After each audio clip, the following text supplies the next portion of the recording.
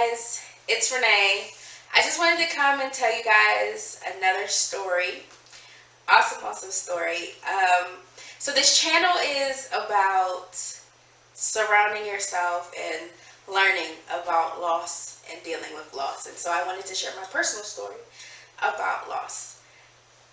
So in 2016, my husband and I had decided to start trying to have a baby. In the circumstances we were in, where we were living, it just was not an option. So we waited until we purchased our first home in 2017, and we went for it. So August of 2017, my husband and I, we found out that we were expecting, and it was extremely exciting. Like the way I told him, I waited until we were going to bed that night, and like I acted like I had something really serious to tell him. And so he was ready to like fight. Like he was like, "What do you have to tell me?" And so I pulled out the test, and he was like, "What is this?" I was like, "It's a pregnancy test." And he was like, "What do these lines mean?" Of course, he wanted to be extra difficult, but I told him, I was like, "We're having a baby." And the thrill and excitement on his face was unimaginable. But unfortunately, in that circumstance, at my 6-week appointment,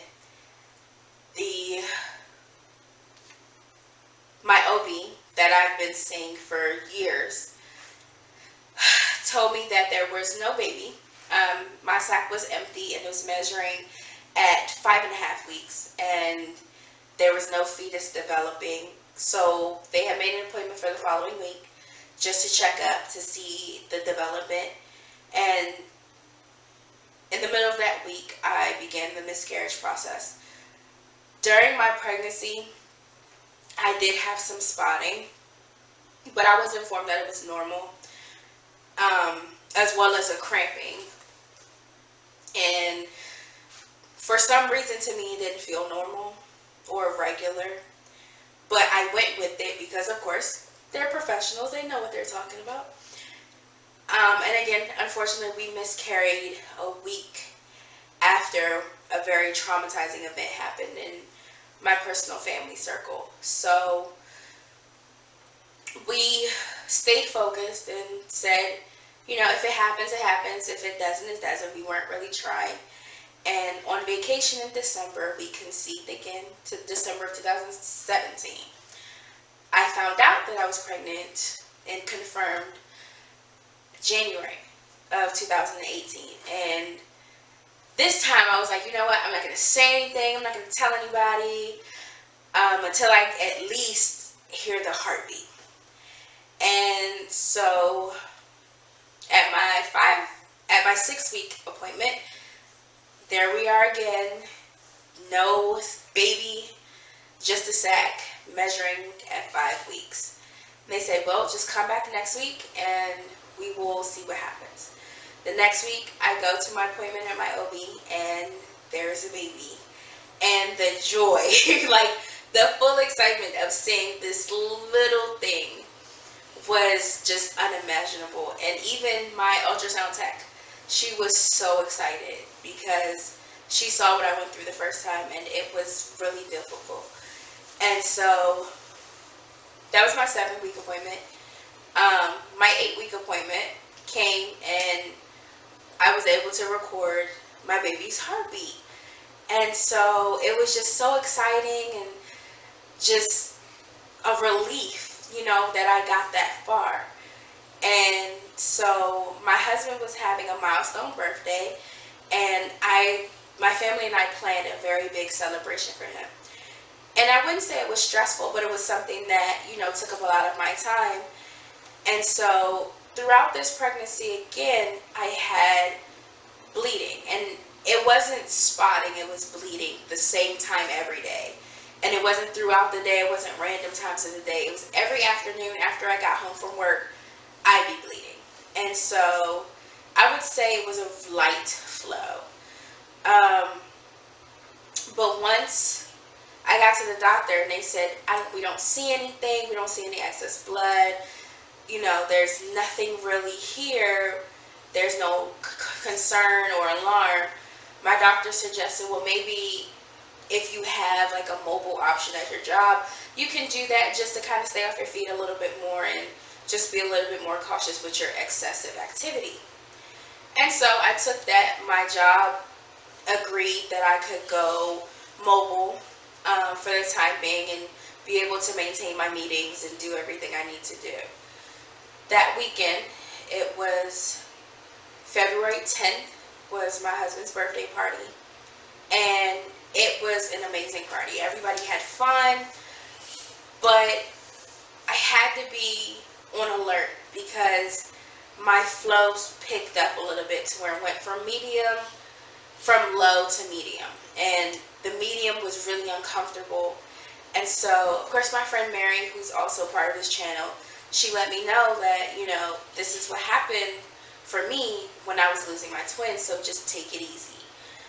So the next day after the party, everything was typical. No flow, nothing that morning. But I just felt uneasy and I slept most of the day. And when I got to my mother's house for Sunday dinner, I just felt like I was in labor again. And I remember the feeling and the pain, and I was crying more than I was in pain because I really didn't want to lose this baby. Like, hearing the heartbeat after not having any visual was extremely precious to me. But my husband and my mother ended up taking me to the hospital that evening, and the one thing that I can say is that although to me at that time I felt like the nurses and the intake at the hospital were really insensitive, the unfortunate thing is once you're miscarrying, there's nothing anyone can do to stop it. And they can't give you pain medication just in case that it's a Braxton Hicks situation or that there's more than one fetus. So it's nothing anyone can do but kind of just let you sit there and go through it. And so as I was screaming my head off in the emergency room, I miscarried my baby. And it was traumatic. But the supports that I had, again, made a world of the difference. And no matter how many tears I shed, I still have hope that it will happen for me when it's supposed to. My baby was sent for examination. They found nothing wrong genetically or with the structure of the sac and everything. There was no concerns. My doctor, of course, said there's nothing that you did that we know of to cause it, and there was nothing that you physically did, your physical makeup. It's just something that happens. And so the one thing that we talk about on this channel is also that it's hard to get closure when someone says we don't know why it happened. But with great supports and with having loved ones around you, it makes it a little bit easier. So that's my story. You guys, please look and watch, like and subscribe. We're going to have so many more stories coming up and so many more topics. So please share your stories down below. Send us questions if you have any. And thank you guys for taking out the time to watch. Bye. Hey guys! Thanks for watching our video. Don't forget to like, comment, and subscribe. Follow us on all our social media. The links are down below in the description box.